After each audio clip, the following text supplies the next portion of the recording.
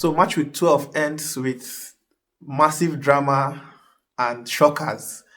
Liverpool lost, Manchester United lost, Man City lost. It really was surprising. Now into the game, Liverpool lost 3-0 to Nottingham Forest.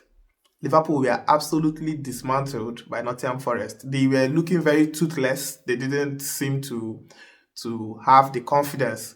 They started the game slow. It would have been much more because Liverpool looked like they didn't know what they were doing from the onset. The game looked slow and they were punished for it.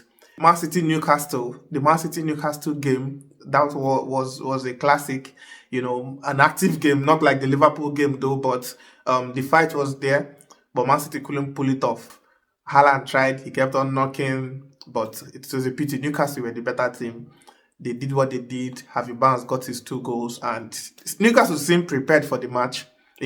Considering Man City, everybody know who Man City be. Man City no be people where you go just come on they sleep, regardless of how they've been struggling lately. But when you meet Man City, say you don't meet Man City, and you pay for it if you don't use your head. Another shocker this week was Fulham beating Sunderland.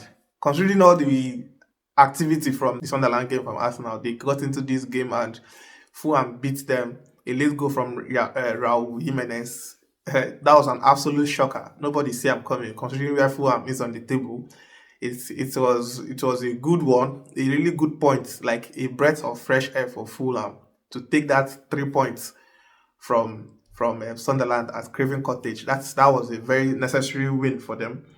And then the most dramatic match of the week was Manchester United. Manchester United were beaten 1-0 by a 10-man Everton. Everton received the red card in the first half. Another drama.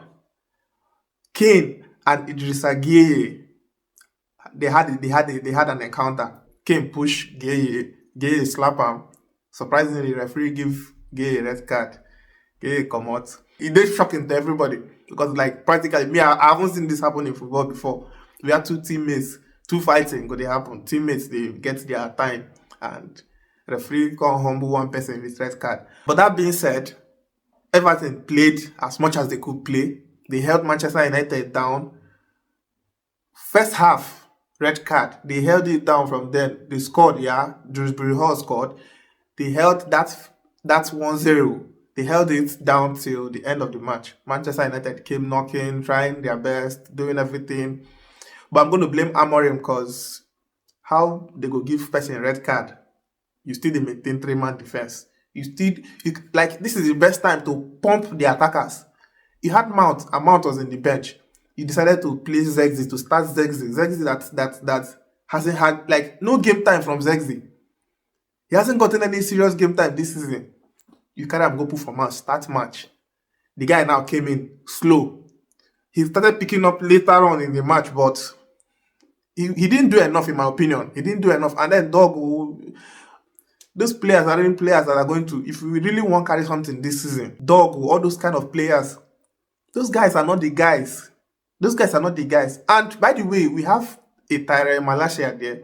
I don't think Malacia is going to be that bad. If Malacia is that bad, then he shouldn't be in Manchester United. There was no need keeping him. If he is going to be as bad as Dogo, as bad as Dallo, then there was no need bringing him back. He would have just found a club, sent him on loan. Why keep a guy that you won't play? Dogo has repeatedly had bad games.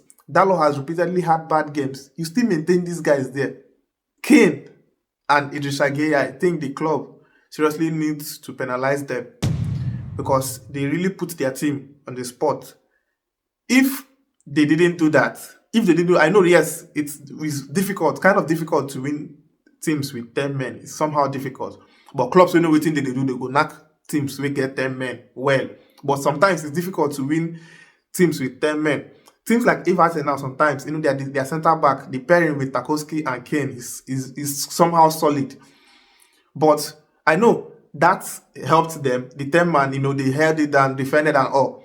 But those two players put their team in the spot, which is a very dangerous thing to do. So those guys need to be cautioned, penalized or whatsoever. Because they shouldn't try that in matches. I saw Idrissa Guey's post of apology. He posted an apology and was apologizing, but imagine Manchester United won them.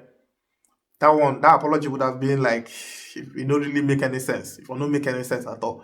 So they should know how to control themselves and all that. These are like professional footballers. I know, yes, tempers rise, and all that, but they should know how to maintain themselves in the field of play. The game with Bournemouth and West Ham ended in a 2-2 draw.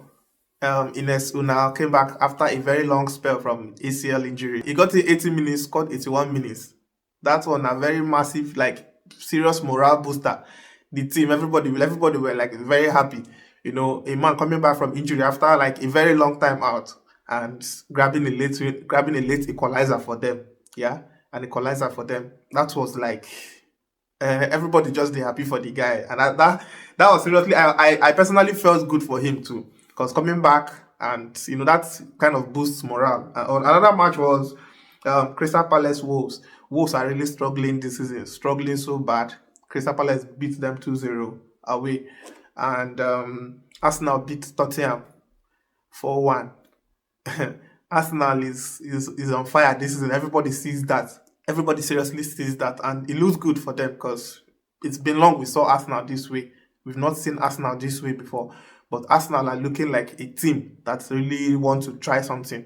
They're looking like a team that really wants to do something serious this season. Hopefully, they don't behave like other seasons where they try towards the end they start dropping. The EPL table is Arsenal still maintaining first position. Chelsea is now second, with 23 points. Arsenal is on 29 points. Man City on 22 points. Aston Villa 21 points.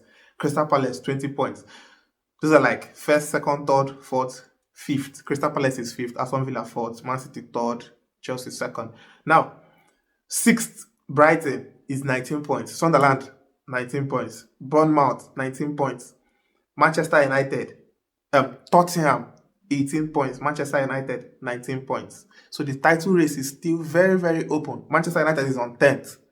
So the race is still very open, So everyone needs to sit up, especially my team, Manchester United. We really need to sit up. We really need to do better. Amorim needs to get his everything set. I'm not Amorim out. He needs to sometimes make proactive decisions. Could just they sleep, they wait, make things spoil before you start. Once you see these things happen, instantly. That's why I like Jose Mourinho. He sees something and he immediately implements something. You don't wait for things to get very bad before you start implementing. You see Pep Guardiola. You see these coaches. They don't waste time. Once you see that things on the spoil for your team, you wake up, you start to implement. Could just they say you won't maintain one. It shows that it makes you feel like you really don't know what you're doing. It makes you feel like you still be schoolboy for the coaching team. You take proactive decisions. You say, man, don't get red card. This is the time to capitalize on this thing. You go relax. You go relax. Why you relax? What did they make you relax? Well, that is it for this week. Match day 12. So we're looking towards match day 13 next week. Hopefully something good comes out of it. Peace out.